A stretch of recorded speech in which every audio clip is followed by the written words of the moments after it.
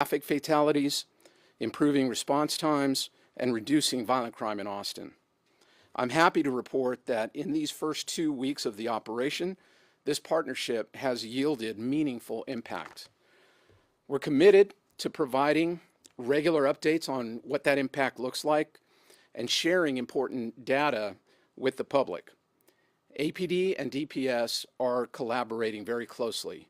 I myself speak every day with DPS Regional Director for Central Texas, Vincent Luciano.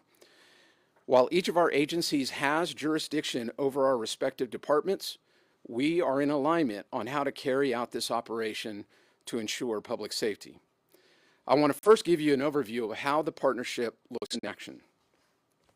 DPS officers are assisting daily traffic to areas where the highest number of calls for service involving violence originate.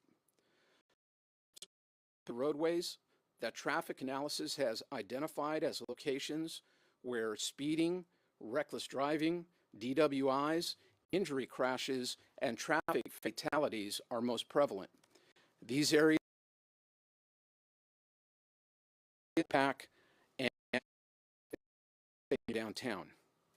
For those driving these roadways daily, I am sure that you have seen them out there and are here to help the community safe. This is a specific area of policing that has been understaffed, and we expect this part of the joint operation to reduce both traffic-related injuries and traffic-related deaths. Since the beginning of the joint operation, DPS has conducted 4,016 traffic stops with a focus on interventions and warnings, writing tickets in only about 25% of these incidents. We've also seen a decrease in violent crime, both in specific areas of the city where emergency calls for assistance are highest, as well as citywide. Determining areas of the city in real time that are experiencing the highest rates of call for assistance involving violence is an example of the data-driven tactics employed by this partnership. DPS troopers provide traffic patrol in these areas, but also serve as a crime deterrent and are available to respond quickly when a crime is committed. The initial results are very encouraging, and Dr. Kringen will be sharing some numbers with you in just a moment. But first, I want to address some questions we've received related to APD policing practices and how DPS is in alignment with those practices. I want to be clear. DPS does not follow APD policy. They have their own policies. However, in many instances, those are in close alignment. In cases of misdemeanor offenses, where APD typically issues a citation rather than making an arrest, DPS is largely doing the same thing. Again, in speaking with DPS leadership, the department's normal procedure is to defer to the local district or county attorney's prosecutorial practices. With regard to marijuana possession, DPS most often does not make custodial arrests for low-level amounts, but rather is issuing a citation. APD policy has officers taking enforcement action only if it's related to a more serious crime.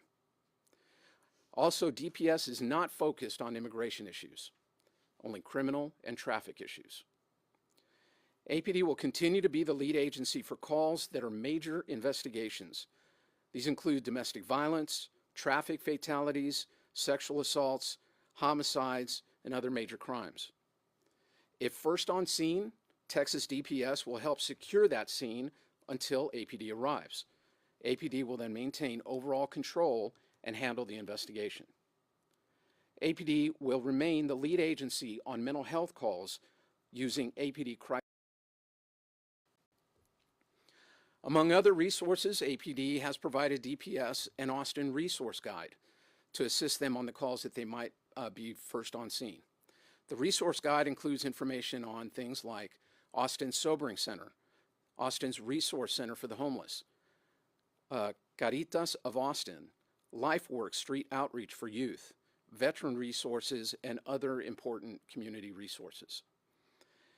This has been and continues to be a valuable partnership, and I want to extend my sincere gratitude and appreciation to the DPS officers who are helping keep our city safe as we continue to work to fill vacancies, a challenge that departments across the country are facing. Now I'm going to ask Dr. Jonathan Kringen to provide some specific information that will demonstrate the success that we've seen these past 2 weeks.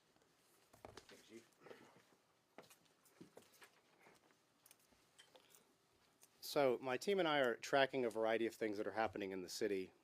We're tracking primarily the number of calls for service that we're getting, the response times that we're getting to those calls for service, and then the number of arrests that are made. We're primarily focused on violent crimes. So we're going to continue to evaluate what's happening under this partnership and how it's impacting public safety, and we'll provide regular updates to the community as long as this operation is underway. So it is important to note that in the first week of the partnership, the number of violent crimes in the city went down 25%. We're averaging about 89 violent crimes per month, and we went down to, per week, and we went down to about 67. So these are including aggravated assault, that's assaults involving a weapon, murder, sexual assault, and robbery. In the areas where the DPS troopers were specifically working, because there were a high volume of violent emergency calls for service, APD recorded a 58% reduction in violent crime. Some other important statistics: calls for service for emergency, the most risky calls, dropped by 27% in the areas DPS was working, 15% citywide. Urgent calls for assistance, which are the level just below, also very high risk, high priority for the department, dropped by 28% in the areas DPS worked, and 17% citywide. Average response times for APD officers to emergency assistance calls in those areas, which was previously as high as 9.5 minutes in those areas, was reduced by over 2 minutes. APD average response time to urgent calls for service in those areas, previously as high as 19 minutes and 11 seconds, were reduced by over 7 minutes. Citywide, the average response times for emergency calls went down by about 23 seconds, and urgent calls went down by about 52 seconds. So the gains that we're seeing in the areas that DPS is deployed are percolating out through the city. So deploying DPS to specific areas where calls for assistance are highest is currently demonstrating success. APD will continue to track these numbers, and we anticipate a continued trend of decreasing violent crime rates, though the numbers may actually vary week to week. In total, in the joint operation, it's resulted in 728 total APD assists, 96 felony arrests, 63 misdemeanor arrests, 62 felony warrants served, 54 misdemeanor warrants served, 289 pounds of methamphetamine seized, 200 grams of cocaine seized, 40 grams of heroin, 9 pounds of marijuana, 25 handguns, 2 shotguns and rifles, 16 stolen vehicles recovered, 4,016 total traffic stops during that week, and 18 welfare checks, which were conducted by DPS. They likewise made 6 mental health referrals. So we'll provide this specific information in a press release, and as Chief Chacon said, we'll continue to report out as the partnership continues. And so now we're happy to take questions. What is your response to people who do have concerns that they may be unfairly targeted with traffic stops in certain neighborhoods? So I think that it's important to remember that we are not looking at specific areas of town based on what demographics in that area of town might actually look like, but rather where are the calls for emergency, assistance coming in, and we're letting the data kind of drive that. Over time, what I expect to happen is that you will see DPS actually move. As we displace crime that happens in certain parts of town to other parts of town, well, then we will move, and we're always going to let the data guide us. I also think it's important to remember that on these traffic stops, we know that the majority of the time, the officer or the trooper that is pulling the person over, 97% of the time does not know the race of the person that's in the vehicle. We record that through our racial profiling data, and it has remained consistent over years. So, what I would say is that this certainly we want to be responsive to those kind of requests about what is the demographics of the people that are being stopped. We're working with DPS right now to see how quickly we can report that data. But we again, this is not about looking at a particular a particular demographic or a particular neighborhood, but rather letting the data kind of drive the operation. I know you mentioned that crime has, you just said something about the crime decreasing since DPS came in. I just want to ask, like, what time period are you comparing that to? Is that just a few weeks before? So what we do is we tend to look at a year of data. So we look at what's happening weekly, and the reason we look at a year of data is you have to detrend it for seasonal change, right? So as we're entering the late spring and getting into the early summer, in almost all jurisdictions in the U.S., you see crime increase, right? It's a function of availability, number of hours of the day as school starts to be closed, right? So there's a variety of underlying factors that have these seasonal trends. So we always have to look at an entire year so we have a sense of where it should be, right? So the entire year, the average is 89 violent crimes per week, right? Last week, in the first week of the DPS deployment, it was 67. And that is a significant difference statistically. It's something we would not expect to see given what the data predict. So the data you just gave now, you're comparing that to the year before? We're comparing it to what has happened every single week in the year before, right? Chief Chacon, you mentioned that DPS does not follow APD policy, but in many instances they're in close alignment. Can you give some examples of where they wouldn't be in alignment, or at least kind of expand on that? Because I know that's been a bit of a concern from the community. You know, the examples that I gave are the ones that specifically I've been asked about. I am not familiar with DPS policy the way that I am with APD policy, because that's not our policy. I would expect that, well, let me say this. In my collaboration with DPS, what I've heard consistently over and over is we want to be a good partner. We want to come in and we want to help in Austin. And I have been very clear that, you know, we live here at APD, we live in Austin, and this is our community. Our community has certainly let us know over time the way that they would like to see police services delivered. I have shared that with DPS leadership, and DPS leadership has made a commitment that to the greatest degree possible, they're going to try to stay within kind of that framework. And so that's why I feel very good about them being here, and again, just being transparent. We want to be able to push as much of this information out as quickly as we can so the public knows. Chief, related to that, residents have expressed concern that, you know, compared to APD, DPS doesn't know the community's priorities and expectations when it comes to policing, things like de-escalation and use of force.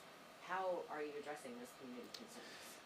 Weekly, we meet with, and I'm talking DPS leadership and APD leadership, meet with the troopers that are being deployed for that week. And I get up there typically with Colonel McCraw, and we each kind of set out what the expectations are that week. Again, I don't have control over DPS, and they certainly have jurisdiction within the city of Austin. But they have been so good about engaging with us to hear these kind of messages, and you can see that the troopers, they really want to help. And so I just feel like, you know, if we receive reports where maybe there's disparate treatment, I have those phone numbers for DPS leadership. We can have those conversations. I have not received any reports like that at all. This officer shortage has been going on for years. What makes now the time to bring in DPS assistance? Well, I think we're at a critical point right now. We are over 300 officers short. Most of those folks are patrol, and for that reason, patrol is short. Then I'm having to draw down on other resources that would normally be doing other types of police work to take them off of that assignment and put them on patrol so they can answer 911 calls. It has made it very difficult not only to have good response, as Dr. Kringen was mentioning, our response times are starting to trend downwards. So in other words, we're getting there faster. But it also takes them away from investigating homicides or robberies or sexual assaults. So that is troubling. Those folks need that investigation taken care of in a timely way, to be taken care of as complete an investigation as possible. And it's more difficult right now with them having to go out and do that. So we've got to get our academies filled. We've got to get the officers, you know, good officers back out there on the street to fill our vacancies so those folks can be back to full-time doing their regular thing. Have you been able to pull any of those officers back to their full-time specialized unit quite yet? No, not yet. not Is there- yet. They're still out there. Is there a timeline yet regarding how long the DPS partnership is going to last? There's not. That we're kind of taking it, letting the data drive it, and we'll make a decision jointly on when it makes sense to end the operation. Chief, we've seen a lot of jugging cases recently. There was one yesterday at a Chick-fil-A, I think in North Austin. Can you maybe talk about, I doubt you can talk about that case, but just in general, how this partnership could help prevent maybe some of those violent juggings we've been seeing? Certainly. I think that, first of all, when it comes to juggings, it's really about education and making sure that people understand that this is happening so that they can be on the lookout and they can hopefully take measures that would make it as hard as possible for that crime to occur.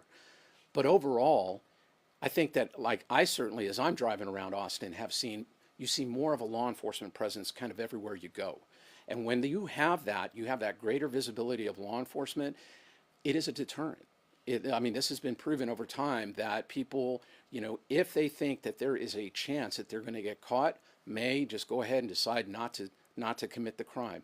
I think that's why, to some degree, we're seeing some of the downward trend in overall number of crimes, violent crimes particularly, that are being committed specifically in the areas that are being worked, but also citywide. We're seeing that number start to go down. So I think that it applies to that type of crime as well. Questions? I have a question related to the data. Sure. Like the 25% decrease in violent crime. Is 7 days long enough to determine whether something is or isn't working, when in the past we've heard it could take months or years to measure the impact of a new initiative? Yeah, so the immediate impact and the long-term impact, they won't necessarily be the same. Statistically, can we say that it was a reduction that we can't attribute to any other change? We can. Over time, as we have additional weeks of data, we'll be tracking it to try to best understand how strong the effect is. So it may be that the 25% reduction is sort of an initial effect. It could be higher or lower, and we have no way to tell. Over time, on a weekly basis, we'll be working through more data, trying to understand, but the initial indication is that the drop was significant. Thanks, everyone. Like we mentioned earlier, we'll have a press release coming out, and we'll send that out in the next little bit, let's say. But it's in the works for you. All right. Thank you all very much. Thank you guys, appreciate it.